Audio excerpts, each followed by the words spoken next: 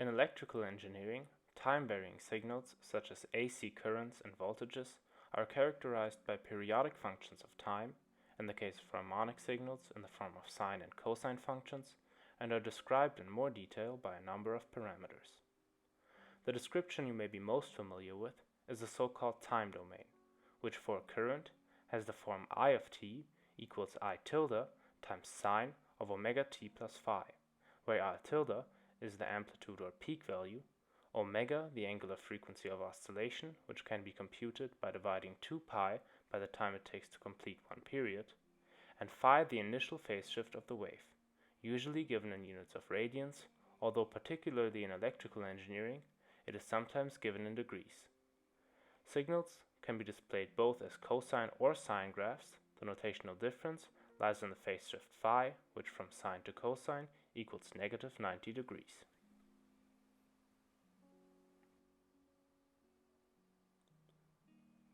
Besides this form, there's another representation, the so-called phasor. An arrow in the complex plane graphically summarizes the most important information about our signal.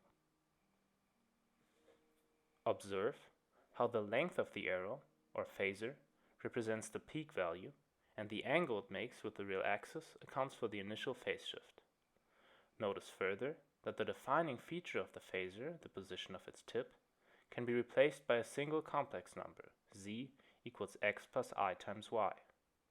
Even further, x and y can be written as functions of the angle that the phasor makes with the real axis. Then z equals the cosine of phi plus I times the sine of phi. Notice further that the magnitude of the complex number z is equal to our signal's peak value, the length of the phasor, and can be computed by taking the square root of the sum of squares of the real and imaginary parts.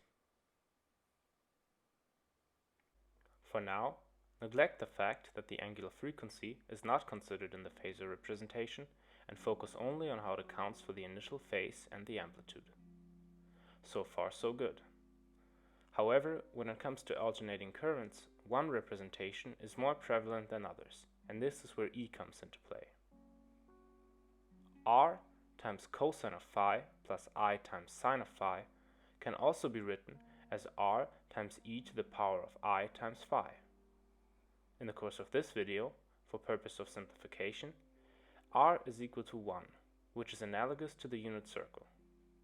In fact, this compact notation that is referred to as the frequency domain, analytic representation, or simply complex amplitude, entails most of what we need to know about our signal. But how is it to be interpreted? The exponential notation of the signal may have already rung a bell and remind you of this identity. E to the power of I times pi equals negative 1. This is Euler's identity. Perhaps not surprisingly, both complex amplitudes and Euler's identity are rooted in the same line of reasoning. To understand both, first let's get one thing out of the way.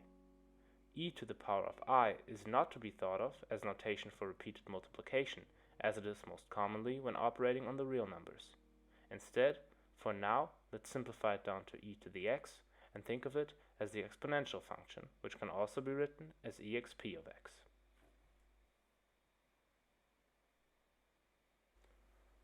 Secondly, we need to touch on the idea of a Taylor series.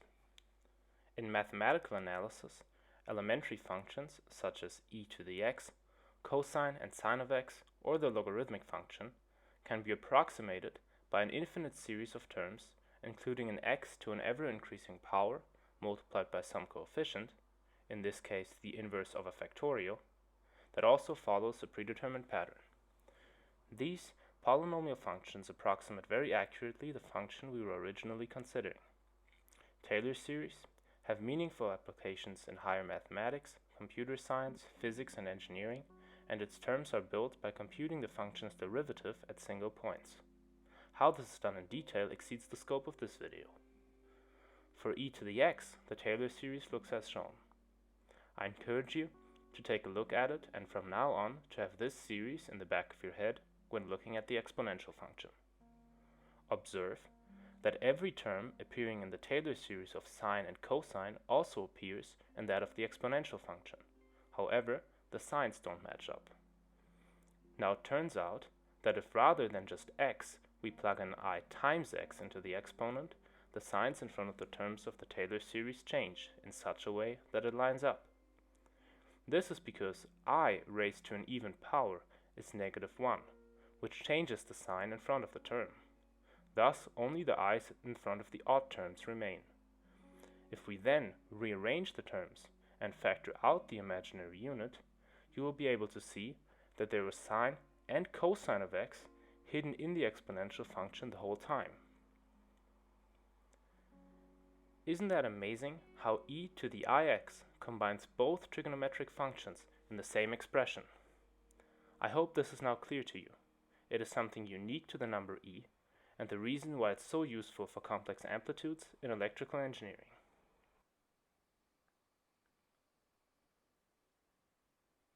Equipped with this new perspective, we can take another look at the notation for complex amplitudes. We return to the complex plane. Now we look at e to the power of phi times I. Thinking back of phasors, r is the length of the arrow, and when thinking about trigonometry, it's the hypotenuse of the triangle in the unit circle. Keep in mind that in these considerations it is equal to 1. If we then start at 0 degrees phase shift, we end up with e to the 0, which is unsurprisingly just 1. The arrow completely lies on the real axis of the complex plane. But as we start plugging in non-zero numbers for phi, the point rotates away from the real axis into the complex plane. If this still seems strange or unintuitive to you, think back to the Taylor series. Any point in C can be uniquely described by the sum of cosine and I times sine multiplied by the distance from the origin. E to the I times x is a way of summing up sine and cosine into one function that takes the angle as an input and rotates accordingly.